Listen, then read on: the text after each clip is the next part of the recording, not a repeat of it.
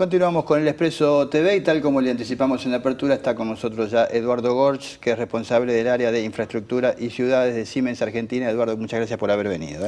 No, muchas gracias por la invitación. Bueno, y lo primero que me gustaría es que le cuentes al televidente el área de infraestructura y ciudades de Siemens, a qué se dedica, porque la gente no asocia mucho a la firma Siemens, sí con el área eléctrica obviamente, pero no tanto con el tema de la movilidad y el transporte y todo eso. Y ustedes realmente tienen un trabajo importante allí. Infraestructura y ciudades es uno de los 4 sectores de la empresa y maneja transporte de energía, tiene parte de eléctrica, y transporte de cargas y personas. En particular, el área de transporte de cargas y personas es un área donde Siemens está desde el principio de su historia y acá en el país también como una parte integral importante del tarea de cada día, ¿no? Ustedes trabajan con transporte básicamente público, de todas partes, pero básicamente público. Por ejemplo, ¿en qué sectores, en qué ciudades? Para que la gente reconozca el contacto que seguramente muchos de los que nos están viendo tienen permanentemente con productos de ustedes. Como decís bien, nosotros trabajamos con transporte público, de cargas, pero sobre todo de pasajeros. Y en el caso particular de Argentina, mucho trabajo en Buenos Aires, con las redes suburbanas de trenes, con la red de subtes, en la ciudad de Mendoza también con el tranvía que hace unos años que ya está funcionando. Concretamente, vagones, locomotoras, ¿en qué áreas? ¿O semaforización también? También semaforización. Siemens a nivel mundial fabrica vagones, locomotoras, trenes. Nosotros acá en Argentina tenemos una pata muy importante en lo que es la infraestructura que hace que eso se mueva. La energía y la automatización, y también la automatización del tránsito en semaforización de la ciudad de Buenos Aires y algunos municipios de alrededor de Buenos Aires y otras ciudades son principalmente Siemens. ¿Ustedes trabajan también con el área de tranvías? Y, por ejemplo, ¿en Argentina queda algún lugar en el que vuelva el tranvía o que esté trabajándose sobre eso? Sí, los tranvías en todo el mundo, y Argentina no fue una excepción. En Europa están volviendo a muchísimas ciudades, ¿no? Claro, alrededor de mitad de los 60 fueron cambiando en todo el mundo, en Argentina también, y hace varios años que están volviendo. El primer caso operativo y realmente de uso público que hay en Argentina es el de Mendoza, que aprovechando la vieja traza ferroviaria que corta la ciudad, montó un sistema tranviario que ya está funcionando y de hecho ahora ya han adjudicado la extensión del mismo al norte. Bien, ustedes desde Siemens han hecho un estudio, que me gustaría que le cuentes al televidente un estudio de qué tipo sobre la movilidad en ciudades, no solamente en Buenos Aires, pero ese estudio tiene seguramente resultados que fijan una opinión de parte de ustedes sobre la movilidad en la ciudad de Buenos Aires, por ejemplo, ¿no? ¿En qué consistió el estudio? Pues se hizo en muchas ciudades. Sí, este es un estudio que encargó Siemens a una empresa inglesa, se hizo en ciudades de todo el mundo, divididas en categorías, en ciudades de América, tanto en el norte como en América Latina, en Europa, en África y en Asia. En el caso particular de América Latina incluyó Buenos Aires, Santiago de Chile, San Pablo y la Ciudad de México. El estudio este tiene la particularidad, hay muchos estudios que incluyen temas de transporte relacionados con medio ambiente, relacionados con la parte social. Este en particular se enfoca en el impacto económico para la ciudad que tienen las inversiones en transporte.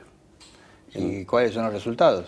Y los resultados son que pagan, digamos, que toda inversión en transporte le conviene a la ciudad y está analizado en 4 áreas de impacto distintas. Una es el impacto directo para el usuario que entra y sale, que va a trabajar todos los días. Otro es el impacto que tiene en la gente que usa el transporte, pero no en las horas pico. Por ejemplo, si yo tengo el que distribuye mercadería por la ciudad, también se ve beneficiado en otros horarios si el transporte general de la ciudad es mejor. Y el tercer impacto importante es el que va más allá del transporte, y ahí sí se ponen todos los temas sociales, medioambientales, e incluso la conectividad que tiene la ciudad con otras ciudades. Para llegar a un número global, por eso yo decía 4, que es el impacto potencial de poder hacer esas inversiones en la economía de la ciudad. ¿En qué tendría que invertir una ciudad como Buenos Aires, en función de lo que el estudio que ustedes tienen, que han encargado, como para que el tránsito sea mejor, más fluido, como para que no sea el caos que es hoy en día, ¿no? Mira, el estudio es muy interesante porque reconoce algunos avances que ya se han hecho. Es importante mencionar que no mira solo la ciudad autónoma de Buenos Aires, sino el área metropolitana en su conjunto, claro. exactamente. Entonces ahí incluye todos los sistemas, el subte, los trenes suburbanos, los colectivos, y contempla la entrada y salida de vehículos particulares también. El estudio lo que dice es que se ha hecho mucho avance, pero que falta todavía por hacer. Se ha hecho avance con, menciona la tarjeta SUBE, por ejemplo, que no es estrictamente el sistema de transporte, pero sí que parte que es lo una ayuda. parte importante, claro. Claro, como un avance, las distintas implementaciones de Metrobús y el principio de inversión en la red tanto de subtes como de trenes suburbanos.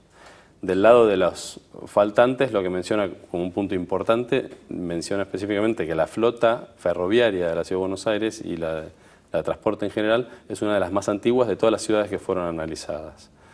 Si bien ya reconoce que están viniendo vehículos nuevos y que se han hecho inversiones recientes que van entre este año y el que viene van a cambiar esa imagen. Sí, se ha renovado la flota, ya en septiembre queda completamente renovada la del Sarmiento, se están trayendo trenes nuevos. ¿Cuál sería, hacer más metrobuses, buscar soterrar el Sarmiento, buscar nuevas redes de subterráneos? ¿Cuáles serían los aspectos que se podrían mejorar? O sea, es muy amplio, por supuesto, el tema, ¿no? La semaforización, que uno a veces padece por las avenidas, el hecho de que un semáforo está descoordinado con el resto de la onda verde, y eso hace que uno tenga que tener dos semáforos, el que está descoordinado y el siguiente también, porque hay que empezar de nuevo. ¿Cuál es el área más crítica o cómo lo ves? Mira, lo que está analizado es que independientemente del modo que estés hablando, ya sea el subte, tren, el vial, hay dos o tres aspectos que son comunes.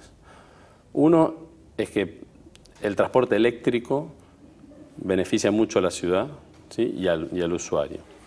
Los transportes de alta capacidad, como los ferroviarios y el subte, tienen que seguir siendo mejorados tecnológicamente, aunque hay limitaciones, porque hoy construir una línea nueva de trenes que entre a la ciudad es virtualmente imposible. Ya, yo diría que es desaconsejable, más barreras, sí. Exacto, entonces, sí incremento de BRT porque ordena el tránsito vial, sí al incremento de tecnología en las redes que son ferroviarias, que no se pueden incrementar en tamaño, pero sí en tecnología para tener, por ejemplo, menor frecuencia.